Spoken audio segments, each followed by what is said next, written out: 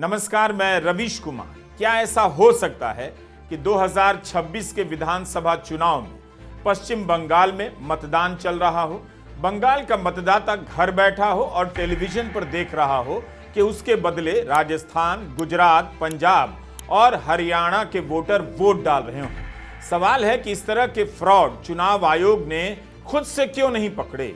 उसका अपना तंत्र क्या करता है? क्यों कभी कांग्रेस को तो कभी आम आदमी पार्टी को, तो इस बार तृणमूल कांग्रेस को मतदाता सूची में कथित धांधली को लेकर सामने आना पड़ा है। मुख्यमंत्री ममता बनर्जी ने प्रमाण के साथ आरोप लगाए हैं कि बंगाल के वोटर लिस्ट में पंजाब, हरियाणा, गुजरात, राजस्थान के वोटरों के नाम जोड़े गए हैं। दोनों के एपिक नंबर एक है। हर वोटर कार्ड पर एक नंबर होता है जिसे इलेक्शन फोटो आइडेंटिटी नंबर कहते हैं, संक्षेप में एपिक नंबर। इन नंबरों से ही पता चला है कि बंगाल के वोटर लिस्ट में कई नाम ऐसे हैं जिनका एपिक नंबर बंगाल में भी मिलता है और गुजरात की मतदाता सूची में भी। अगर ऐसा है तो क्यों ना माना जाए कि चुनाव के सिस्टम का यह बहुत बड़ा फ्रॉड है। यहां ममता बनर्जी उदाहरण के साथ बताने लगी कि बंगाल के रानीनगर के मोहम्मद शाहिदुल इस्लाम का एपिक नंबर हरियाणा की सोनिया देवी के एपिक नंबर से मिलता है। इसी तरह रानीनगर के मोहम्मद अली हुसैन का वोटर आईडी नंबर हरियाणा के मंजीत से मिल जाता है। देखो ना, प्रमाण दिच्छी सब মনে রাখবেন এপিক কার্ডটা XYZ নামে যে ভোটগুলো তুলেছে এবং LPZ এরকম কিছু একটা আছে এদের নামে তুলেছে। ধরুন একটা নাম মুর্শিদাবাদে রানীনগরে বাড়ি মোহাম্মদ শাহিদুল ইসলাম, এর এপিক কার্ড নাম্বার যেটা আছে ওয়েস্ট বেঙ্গলে তার সাথে কানেক্ট করেছে নাম সোনিয়া দেবী। সোনিয়া দেবী তার বাড়ি কোথায়? তার বাড়ি হচ্ছে হরিয়ানা। এবার দেখুন পরের পর মোহাম্মদ আলী হোসেন রানীনগরে বাড়ি, তার সাথে নাম তুলেছে কার? মঞ্জিত। বাড়ি তার নাম কি? তার বাড়ি কোথায়? হরিয়ানা। বানেরা বিবি তাই রানীনগর, তার সাথে নাম তুলেছে কার? দীপক। বাবার নামও আছে, বাড়ি কোথায়? হরিয়ানা। তাহলে ওয়েস্ট বেঙ্গল ভোট দেবে না হরিয়ানা ভোট দেবে ওয়েস্ট বেঙ্গলে? বুঝতে পারছেন খেলাটা? মাথায় কিছু ঢুকলো? हरियाणा की सोनिया देवी का एपिक नंबर, बंगाल के मोहम्मद शाहिदुल इस्लाम का एपिक नंबर, दोनों एक कैसे हो सकता है? 27 फरवरी को ममता बनर्जी ने जब तृणमूल कांग्रेस की मीटिंग में यह आरोप लगाया, प्रमाण के साथ मतदाताओं के नाम दिखाए, तो मुझे लगा कुछ दिन इंतजार करते हैं, देखते हैं कि यह आरोप कैसे चुनाव आयोग तक पहुंचता है और चुनाव आयोग की क्या प्रतिक्रिया होती है। इस बीच तृणमूल कांग्रेस ने चुनाव आयोग और बीजेपी पर हमला तेज कर दिया और अपनी बात को लोगों तक पहुंचाने के लिए तरह तरह के कार्टून बना डाले। 4 मार्च को अपने हैंडल से, ट्विटर हैंडल से ECI की नई फुल फॉर्म ट्वीट करते हुए तृणमूल कांग्रेस ने लिखा कि ये एक्सट्रीमली कॉम्प्रोमाइज्ड इंस्टीट्यूशन ECI हो गया है। एक समय में इलेक्शन कमीशन ऑफ इंडिया हुआ करता था। 3 मार्च के इस मीम में हर मतदाता के पीछे वोटर का एक प्रेत भी लाइन में है। मतदान की लाइन में लोगों के साथ साथ भूत भी वोट करने आए हैं। तृणमूल कांग्रेस इन फर्जी नामों को घोस्ट वोटर्स बता रही है। पार्टी ने लिखा है कि यह बीजेपी की पैरानॉर्मल चुनावी स्ट्रेटजी है। अदालत ने CBI को पिंजरे में बंद तोता कहा तो TMC ने आयोग को मैना कहा। इस कार्टून में एक आदमी की बाह पर CBI और ECI नाम के तोता और मैना बैठे हैं। ट्वीट में लिखा है, ये सबसे आज्ञाकारी पालतू हैं जो अपने मालिक के गीत गा रहे हैं। चैंपियन ट्रॉफी के मैच के दौरान पार्टी हैंडल से एक और कार्टून ट्वीट होता है। 3 अलग अलग खिलाड़ी एक ही नंबर की एपिक जर्सी पहनकर बैटिंग का इंतजार कर रहे हैं। अंपायर की जगह प्रधानमंत्री मोदी हैं, शुभेंदु अधिकारी हैं और एक और नेता हैं। लिखा है कि ये बॉल टेम्परिंग या मैच फिक्सिंग नहीं, वोटर डुप्लीकेशन है। स्कोरबोर्ड रिग कर दिया गया है। 28 फरवरी के इस कार्टून में भूत कह रहा है, प्रिय बीजेपी, मुझे वोटर लिस्ट में डालना बंद कीजिए। 27 फरवरी के बाद से तृणमूल कांग्रेस शांत नहीं बैठी। कार्टून, मीम और प्रेस कॉन्फ्रेंस के जरिए अपने आरोपों को आगे बढ़ाने लगी। मीडिया में इसे लेकर अपनी तरफ से खोजी रिपोर्ट नहीं दिखाई देती। क्या मीडिया के लिए यह बड़ी खबर नहीं होनी चाहिए? सभी चैनलों को अपने पत्रकारों की टीम लगा देनी चाहिए थी। 2 मार्च को रविवार के दिन चुनाव आयोग का एक बयान आता है और आयोग मान लेता है कि कुछ मतदाताओं के एपिक नंबर समान हो सकते हैं, लेकिन दूसरी डिटेल जैसे चुनावी क्षेत्र, पोलिंग बूथ अलग अलग हैं। आयोग का कहना है कि एपिक नंबर एक समान होने का मतलब नहीं कि मतदाता सूची में फर्जी मतदाता जोड़े गए हैं, मगर तृणमूल कांग्रेस इसे मानने को तैयार नहीं। दिल्ली में सागरिका घोष, कीर्ति आजाद और डेरेक ओब्रायन 3 सांसदों ने प्रेस कॉन्फ्रेंस कर कहा कि आयोग ने सिर्फ यह माना कि गलती हुई है, उसे स्वीकार नहीं किया है। अगर 24 घंटे के भीतर चुनाव आयोग ने इस गलती को स्वीकार नहीं किया तो पार्टी इस मामले में और भी पर्दाफाश करेगी। जिस प्रकार की परिस्थिति बनी हुई है, जो इलेक्शन कमीशन ने धांधलियां की, आप विशेष करके देखेंगे कि जो वोटर जोड़े गए हैं पश्चिम बंगाल की लिस्ट में, वह सब भारतीय जनता पार्टी के जहां पर सरकारें हैं वहां पर हैं। बीएलओ होते हैं, बूथ लेवल ऑफिसर्स होते हैं, उनके हाथ से सारा कुछ मैनिपुलेशन किया जाता है। और जब तक आप यह नाम इलेक्शन कमीशन एआरओ के माध्यम से अपलोड नहीं करेंगे, तब तक यह नाम किसी भी वोटर लिस्ट में अपलोड नहीं हो सकते हैं। एक तो संविधान की परखच्चे उड़ाते हुए भारतीय जनता पार्टी और इलेक्शन कमीशन ने, क्योंकि केंद्रीय चुनाव इलेक्शन कमीशन को करने होते हैं, राज्य के चुनाव राज्य के सीईओ करते हैं, जिनका चुनाव सुझाव पर होता है। लेकिन 5 राज्यों में, महाराष्ट्र, हरियाणा, बिहार, बंगाल, तमिलनाडु में इन्होंने अपने अधिकारी बैठा दिए हैं ऑफिस मेमो लगाकर। यह स्वतः स्पष्ट करता है कि संविधान से कोई भी मतलब नहीं है भारतीय जनता पार्टी। आज बहुत ही प्यार से इन्होंने अच्छे से आपको स्पष्ट रूप से बताया। हम ये कहना चाहते हैं कि यह एक बहुत बड़ी धोखाधड़ी है। पश्चिम बंगाल के लोगों को ही पश्चिम बंगाल में वोट करना होगा। एक चीज आपको मैं समझा देता हूं कि जो लोग इलेक्शन कमीशन बड़ी आसानी से, आपने पीछे भी सुना होगा कि यूपी में जो बाय इलेक्शंस में थे, महाराष्ट्र में इलेक्शन में थे, बहुत लोग थे, गांव के गांव, मोहल्ले के मोहल्ले लोगों ने कहा कि हमारा नाम वोटर लिस्ट में है ही नहीं, जबकि वो जन्मजात वहां के रहने वाले हैं, उनका नाम वोटर लिस्ट में होना चाहिए था। लेकिन वोटर कौन से आए? वोटर वो आए जो इस प्रकार से इलेक्शन कमीशन ने महाराष्ट्र में, दिल्ली में और हरियाणा में जोड़े। स्थानीय लोगों का वोटर लिस्ट नाम कट गया, लेकिन जिस प्रकार से इन स्थानीय एपिक नंबरों के ऊपर वहां के लोगों को, बाहर के लोगों को जोड़ा गया, वहां के लोगों को नाम काट दिए गए। ऐसे एक नहीं, अनेकों उदाहरण हमारे पास हैं। खेद की बात यह है कि इलेक्शन कमीशन ने उनका खुलासा नहीं किया। यह एक बहुत बड़े धोखा है, यह एक बहुत बड़ा स्कैंडल है, यह एक आपराधिक मामला है। इस आपराधिक मामले के ऊपर जांच होनी चाहिए। तृणमूल कांग्रेस का कहना है कि कुछ नंबर एक जैसे हो सकते हैं। ऐसा कहकर चुनाव आयोग डैमेज कंट्रोल कर रहा है। पार्टी ने सवाल किया है कि यह मानवीय त्रुटि है या चुनाव में धांधली करने का सोचा समझा स्कैम है। आयोग को तटस्थ होना था, लेकिन वो आज बीजेपी का चुनावी धांधली विभाग बन गया है। हम आपको चुनाव चोरी करने नहीं देंगे। महाराष्ट्र के चुनावों को लेकर आज तक आरोप लग रहे हैं, लेकिन जवाब नहीं आया है। 7 फरवरी को राहुल गांधी ने प्रेस कॉन्फ्रेंस कर आरोप लगाया था कि 2019 से 24 के बीच 2 लोकसभा के बीच 5 साल में 40 लाख नए मतदाता जोड़े गए, लेकिन 24 के लोकसभा चुनाव के बाद और विधानसभा चुनाव के पहले केवल 5 महीने के भीतर 40 लाख से अधिक नए मतदाता जोड़े गए। इस बार इतने अधिक मतदाता 4-5 महीनों में कहां से आ गए? आपको याद होगा राहुल गांधी ने इतना ही तो कहा था कि हमें मतदाता सूची दे दीजिए, बाकी का काम हम खुद कर लेंगे। अगर दी जाती हैं तो फिर हमें दे क्यों नहीं रहे? हम मांग रहे हैं, अगर दी जाती हैं if it is the norm to give it तो दे दो। वो तो चुनाव के पहले ही आप लोगों को दिया गया होगा क्या? उन नहीं, मैंने वो बोला आपको, वो डिसेंट्रलाइज तरीके से लिस्ट मिलती है।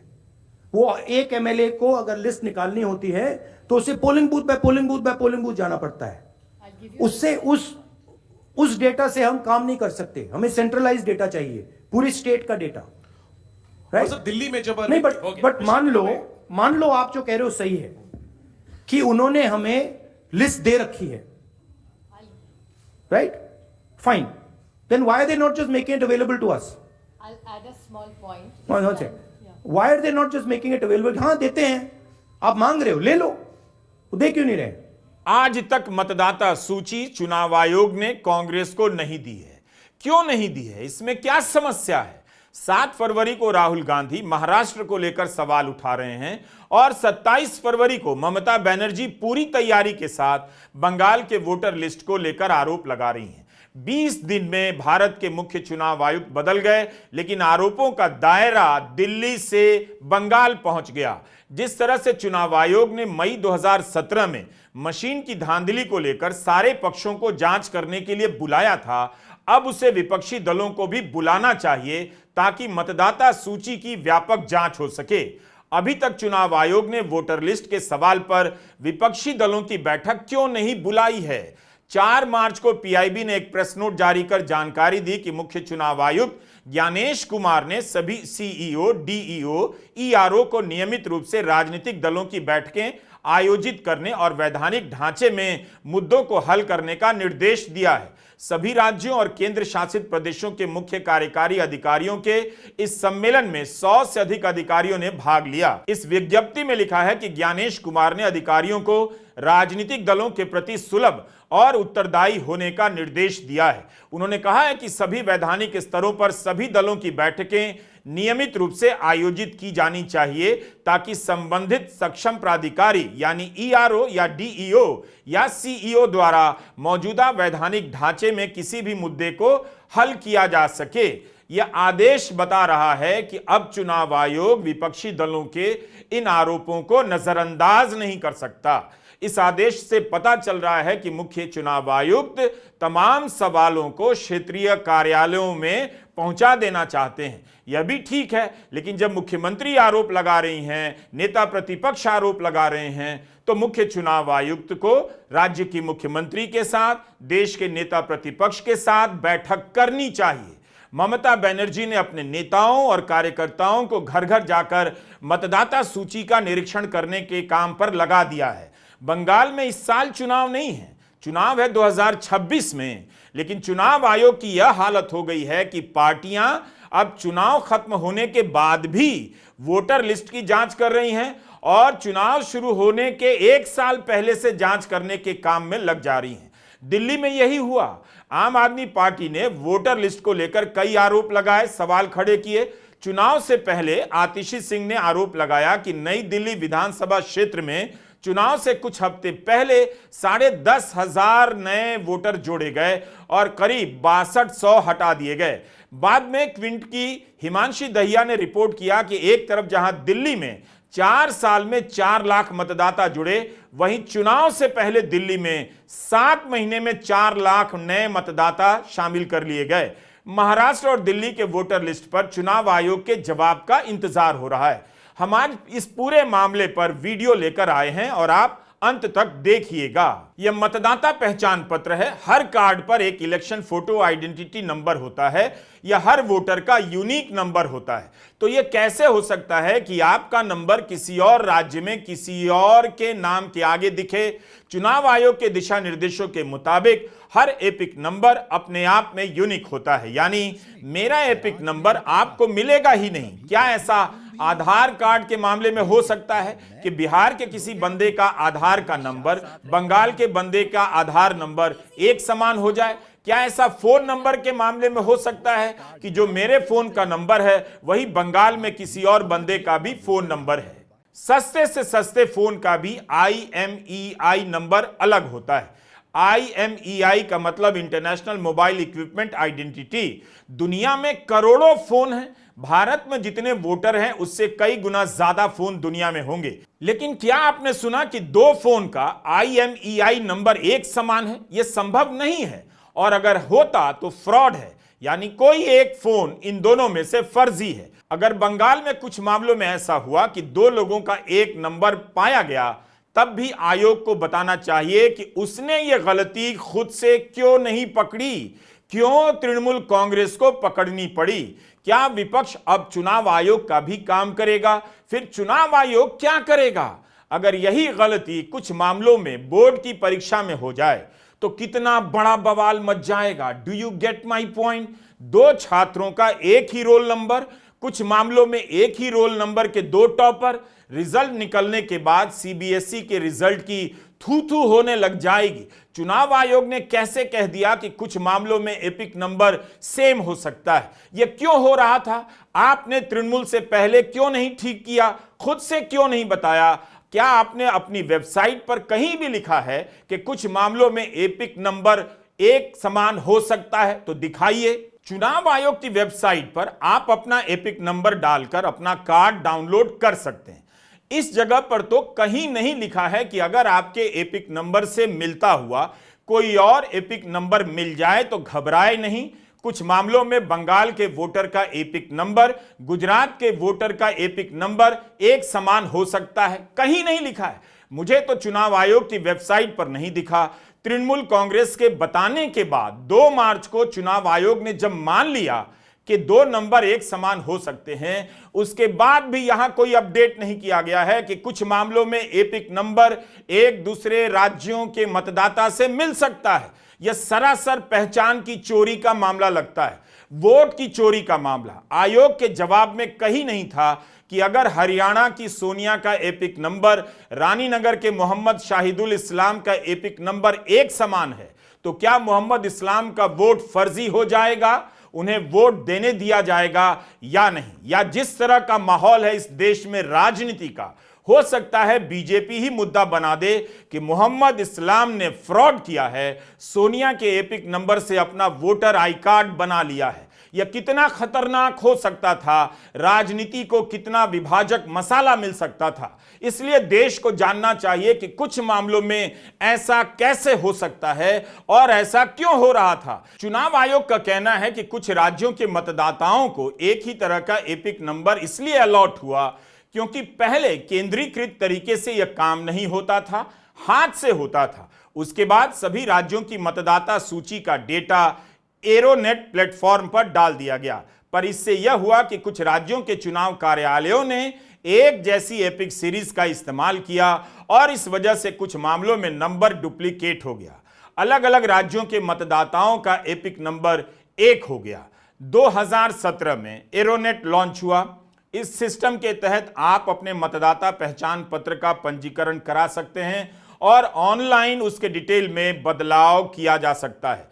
17 अप्रैल 2017 की टाइम्स ऑफ इंडिया की इस खबर के अनुसार यह सिस्टम इसलिए लाया गया ताकि किसी के वोटर कार्ड का डुप्लीकेट नहीं हो। लोग पूरे साल अप्लाई कर सकते हैं, चेक कर सकते हैं, और अब चुनाव आयोग कह रहा है कि एरोनेट से पहले की व्यवस्था के कारण डुप्लीकेट हो गया। जो सिस्टम डुप्लीकेट कार्ड दूर करने के लिए लाया गया, उसी सिस्टम में डुप्लीकेट नंबर का कार्ड भी मौजूद है। यह तो कमाल है। 2017 में एरोनेट आया, उसके बाद बंगाल में 2019 में लोकसभा चुनाव हुए, 2021 में विधानसभा के चुनाव हुए, 2024 में लोकसभा के चुनाव हुए।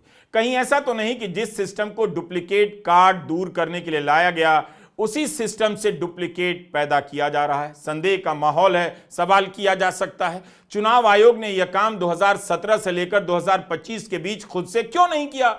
उसके सिस्टम में 2 राज्यों में एक ही एपिक नंबर के अलग अलग मतदाता कैसे हो सकते हैं? क्या आज तक आयोग ने इन डुप्लीकेट एपिक नंबर को पकड़ा, देश को बताया? अगर तृणमूल कांग्रेस ये सवाल नहीं उठाती तो क्या चुनाव आयोग की नजर में यह बात आती? चुनाव आयोग का सिस्टम 8 साल से क्या कर रहा था? क्या महाराष्ट्र में भी यही खेल हुआ होगा? इसका जवाब चुनाव आयोग को देना चाहिए कि उनकी आंखों के सामने इतनी बड़ी गलती कैसे हो सकती है। पूर्व मुख्य चुनाव आयुक्त तो मतदाता सूची को लेकर बड़े बड़े दावे कर रहे थे, भरोसा दिला रहे थे कि कोई गड़बड़ी नहीं है। सवाल है वे ऐसा किस दम पर कर रहे थे? देश तो चुनाव आयुक्त पर ही भरोसा करेगा। उन्हें क्यों नहीं पता चला? उन्होंने खुद से क्यों नहीं बताया? क्यों ममता बनर्जी को बताना पड़ा कि ऐसा घोटाला हो रहा है?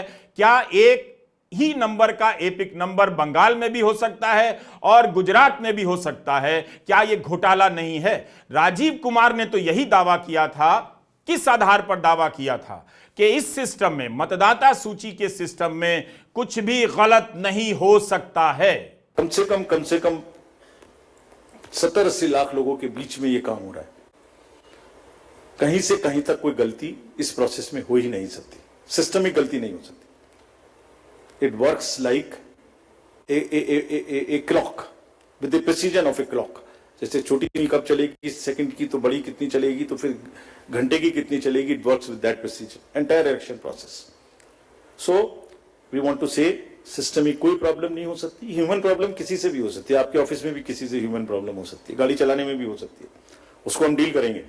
लेकिन firmly we want to say that entire counting process is absolutely robust. एक मुख्य चुनाव आयुक्त कहते हैं कि सिस्टम रोबस्ट है, यानी ठोस है, उसमें छेद होने की गुंजाइश नहीं। और एक कहते हैं कि कुछ राज्यों के मतदाताओं का नंबर 1 हो सकता है। चुनाव आयोग की सर्वदलीय स्क्रूटनी होनी चाहिए। विपक्ष के सांसदों के प्रतिनिधि मंडल को एक एक फाइल और मतदाता सूची की चेकिंग करनी चाहिए, क्योंकि मुख्यमंत्री ममता बनर्जी के आरोप पर चुनाव आयोग की सफाई पर्याप्त प्रतीत नहीं होती है। यह क्या सफाई है? चुनाव आयोग के जवाब से मामला शांत नहीं होता। इस तरह से जवाब दिया गया कि नए नए तरीके के सवाल पैदा होने लग गए। आयोग को बताना चाहिए था कि कितने मतदाता इस देश में ऐसे हैं जिनका एपिक नंबर 1 है, और पहले क्यों नहीं बताया गया। आपको याद होगा, दिल्ली चुनाव के समय मतदान के बाद बूथवार कितने वोट पड़े इसके आंकड़े नहीं दिए जा रहे थे। अलग अलग दल मांग कर रहे थे, लेकिन चुनाव आयोग अलग अलग निर्वाचन क्षेत्र के हिसाब से आंकड़े जारी नहीं कर रहा था। उसी बीच नतीजे से एक शाम पहले अरविंद केजरीवाल ने एक नई वेबसाइट लॉन्च कर दी, फॉर्म 70C से जोड़कर सारे आंकड़े पब्लिक में डाल दिए। एक चीज गौर कीजिएगा, महाराष्ट्र चुनाव के बाद विपक्षी दलों को समझ में आ गया कि मतदाता सूची को लेकर क्या हुआ होगा। दिल्ली चुनाव से कुछ हफ्ते पहले अरविंद केजरीवाल को समझ में आया कि मतदाता सूची को लेकर क्या हो रहा होगा। बंगाल में ममता बनर्जी को चुनाव से 1 साल पहले समझ आ गया कि बंगाल में इस बार क्या होने वाला है। This epic scam was exposed by the All India Trinamool Congress on the 27th of February. Who exposed it? The founder chairperson of the All India Trinamool Congress, our parliamentary party chairperson and the Chief Minister of West Bengal, Mamata Banerjee. 27th of February with documents. Then, yesterday on the 2nd of March, at 8 a.m., the All India Trinamool Congress sent out a notice for a press conference. This is at 8 a.m. All of you would have received that WhatsApp at 8 a.m. Then what happens? Within 2.5 hours on a Sunday morning, the Election Commission issues a statement. Sunday morning. So who was caught red-handed? यह कैसे हो सकता है कि रानी नगर की Panera बीबी का epic number और हरियाणा के दीपक का एपिक नंबर 1 ही हो सकता है? ममता बनर्जी कई नामों को पढ़कर बता रही थी कि कैसे गुजरात के लोगों के नंबर बंगाल की सूची में दिखाई दे रहे हैं। ममता ने सवाल किया कि क्या यह चुनाव बंगाल में होने हैं या हरियाणा में। उन्होंने आरोप लगाया कि यही लोग पहले चरण में मुर्शिदाबाद में वोट डालेंगे, अगले चरण में उत्तर 24 परगना और दक्षिण 24 परगना में वोट डालेंगे। ममता बनर्जी ने बताया कि दक्षिण दिनाजपुर के गंगारामपुर में गुजरात के लोगों के नंबर दिखाई देते हैं। जैसे गंगारामपुर के तस्लीम मियां की जगह अहमदाबाद के जिग्नेश मढ़वाना का नंबर दिखाई देता है। বাড়ি কোথায়? গঙ্গারামপুর। এখানে নাম দিয়েছে জিগেশ মাঘভানা। তার বাড়ি কোথায়? তার বাড়ি হচ্ছে গুজরাট আহমেদাবাদ। বুঝেছেন? একই এপিক কার্ডে কোথাও হরিয়ানা, কোথাও গুজরাট। হরিয়ানার কাহিনী, সব হরিয়ানা। এই লিস্টটা দেখছেন, সব হরিয়ানা। বাংলার ভোটারের নাম সাথে বাবার নাম, ঠিকানা সব হরিয়ানা। আর এপিক কার্ড নাম্বারটা শুরু হচ্ছে XYZ থেকে। तो ममता बनर्जी के आरोप गंभीर लगते हैं। उन्होंने नाम लेकर बताया है कि बीजेपी ने बकायदा 2 एजेंसियों को भाड़े पर काम दिया है कि वह चुनाव आयोग की मिलीभगत के साथ फर्जी वोटर जोड़कर दिल्ली और महाराष्ट्र का चुनाव बीजेपी को जिता दे। इस तरह के आरोप अब लगने लगे हैं। इन 2 एजेंसियों के नाम है एसोसिएशन ऑफ बिलियन माइंड्स और इंडिया 360। ममता ने आरोप लगाया कि इन एजेंसियों ने जमीन पर कोई काम नहीं किया, किसी तरह का सर्वेक्षण नहीं किया। कुछ रिटर्निंग अफसरों और डेटा ऑपरेटरों की मदद से यह मतदाता सूची को बदलने में एजेंसियां लग गईं, लेकिन बंगाल के लोग ऐसा होने नहीं देंगे, ऐसा ममता का कहना है। ऑनलाइन वोटिंग का यह अर्थ नहीं कि हरियाणा, राजस्थान, पंजाब के मतदाता बंगाल में वोट डालने लगे। ममता ने कहा कि अगर जरूरत पड़ी तो हम कई दिनों तक निर्वाचन भवन के बाहर धरने पर बैठने के लिए तैयार हैं। ভোটে হারাতে হবে বাংলাকে, বাংলার সংস্কৃতি দখল করতে হবে। এখানে বাংলার সংস্কৃতি চলবে না, উল্টো সংস্কৃতি চলবে। বাংলায় প্রয়োজন হলে আর একটা জাগরণ হবে, সেই জাগরণ আপনাদের করতে হবে। আমরা এটা মানব না। বাংলা বহিরাগতদের সম্মান জানায়, অতিথি হিসেবে বরণ করবে, কিন্তু বহিরাগতদের বাংলা দখল করতে দেবে না। এটা মাথায় রাখবেন। এটা বাংলা দখল করার খেলা।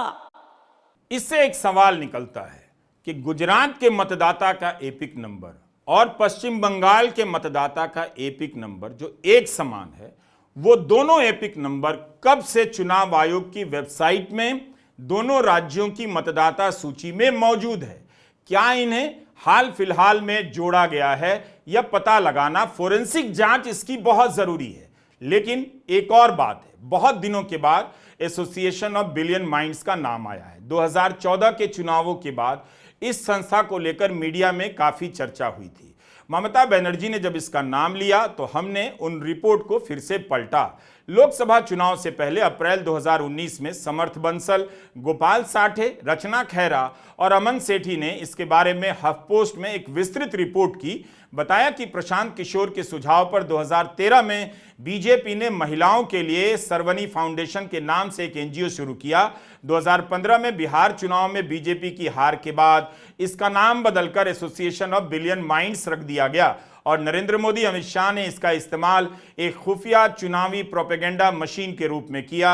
एबीएम नेशन विद नमो नाम का कैंपेन चलाती है और फर्जी न्यूज वेबसाइट बनाती है। यह सब हफ्पोस्ट की रिपोर्ट में लिखा है और हम वहीं से बता रहे हैं। रिपोर्ट कई साल पुरानी है। चुनावों को लेकर अभी से सतर्क रहने का समय आ गया है। महाराष्ट्र, बंगाल, दिल्ली को लेकर गंभीर आरोप लगे हैं। बिहार में क्या विपक्षी पार्टियां सो रही हैं? बिहार में भी चुनाव होने हैं। क्या वहां कांग्रेस और राष्ट्रीय जनता दल मतदाता सूची को लेकर आश्वस्त है? क्या उन्होंने सूची का सर्वेक्षण कर लिया है? इस तरह के आरोप चुनाव आयोग से लेकर चुनाव की प्रक्रिया को संदेह के दायरे में लाते हैं। यह लोकतंत्र के लिए ठीक नहीं। आयोग को लिखित बयान जारी करने से ज्यादा कुछ करना चाहिए था। खबरें छपे ना छपे, छपे भी तो कहीं किनारे छप जाएं, इससे कुछ भी नहीं होने वाला। जब लोकतंत्र की नैया डूबती है तो उसमें सवार वो भी डूबते हैं जिन्हें नाव की खबर होती है, और वो भी डूब जाते हैं जो बेखबर उस नाव में सवारी कर रहे होते हैं। नमस्कार, मैं रवीश कुमार।